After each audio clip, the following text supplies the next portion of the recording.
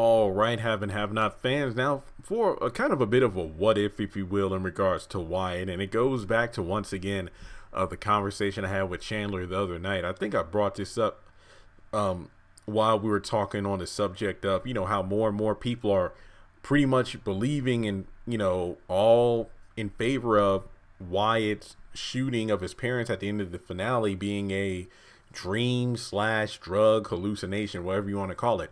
But in any case, I was thinking to myself, what's next for Wyatt? Like, what exactly are they going to do with the character? I mean, how do you top this? Especially, if it wasn't a dream, for example, what he's just, locked away for the rest of his days in jail or something. I don't know.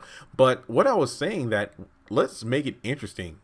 I know a lot of people might be pissed off, but I think it'll be kind of funny, but also a bit shocking. Let's say it was a dream and everything. And let's say why the beginning of the episode is like maybe Wyatt is trying to play out exactly how the events went in his mind, where both his parents are on the phone.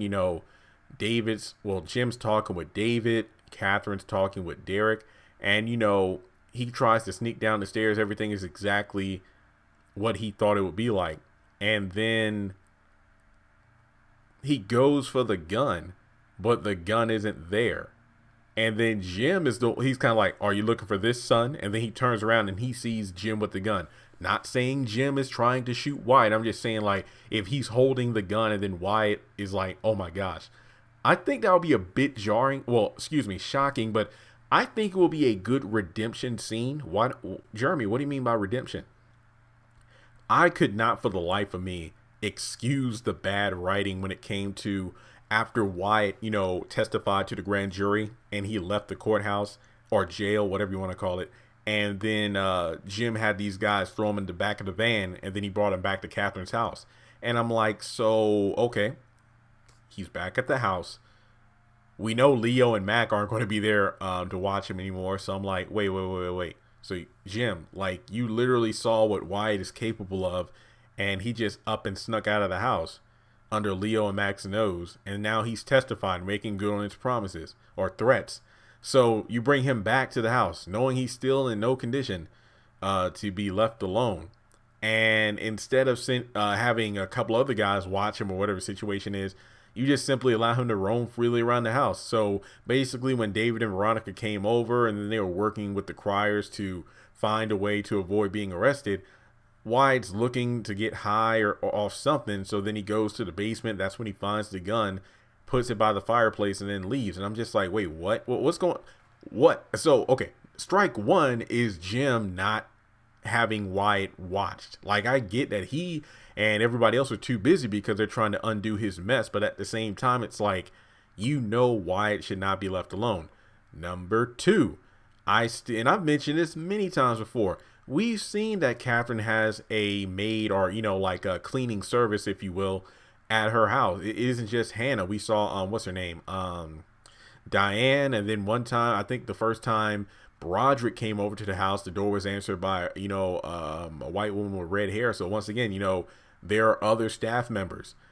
Several days passed from like the time that Wyatt had the gun set up to when, he actually walked around shooting them. Why wasn't the cleaning crew there, doing their thing? And then, like I mentioned this in all the videos I brought this up. I get it. Like, if I'm cleaning someone's house, I'm not really going to move things out of place. I might move it briefly to clean and then put it right back. But I would think that somebody would say, hey, Mrs. Cryer, I know this isn't my business and I know it's your house, but just want to let you know there was a gun next to the fireplace. Now, did you still want to leave it there or, what's going on? And it goes back to why this was never brought up, because I think that Wyatt said gun and Catherine was like, gun, where? What are you talking about? And there was no follow up on that, because remember, she took the same threats literally from Amanda when Jeffrey told Catherine that she had bought a gun. But then Jim was like, oh, she told me about the gun. It was just a toy. And then, we saw what happened with her, running around the house with the gun at night. So what I'm saying is you have the not being watched, no one bringing up the gun who worked there and cleaned the place from top to bottom. And then, everything at the finale being very good, because it is almost September and we're still talking about how jaw-dropping the finale was. But I think that it's just way too much. Like, I don't know, how are you going to come back from that? That's my question. So with that being said, I think it will be very interesting if it turned out it was all hallucination or dream. So let's say if he does go for the gun, Jim has it, and then, you know, the follow-up is him being put away somewhere. I don't know exactly how it will play out, but if Tyler Perry goes through with, you know, the criers being shot and whatnot, I am very interested to see what they're going to do next, because they are alive. They were all in Atlanta for filming, but I just want to know what Jim and Catherine, they'll be hospitalized for a while before being put in jail, allegedly, because I'm still convinced that George and the cops showed up to the Catherine's house to get Wyatt's parents. Remember, this was after they had been what was the word? Indicted, whatever the technical word was they used in the show. Basically, that meant that George could come at any moment to arrest the Harringtons and the Criers. So I think that's why they showed up so quickly. And that's that. So let me know your thoughts in the comment section below. What's next for Wyatt? Do you think it was hallucination? Do you like my idea that not only was it a hallucination, but he actually tries to reenact what he did in the hallucination, but nothing happens like he thought it would? Or, I mean, if you want to take it a step further, and I remember doing a video on this months ago, what if he goes for the gun and whatnot, and instead of shooting Jim, the gun misfires and he shoots himself, which would kind of be a throwback to him shooting his parents, and then he actually gets shot by the police. So that would be interesting. So yeah, hopefully we'll get a trailer.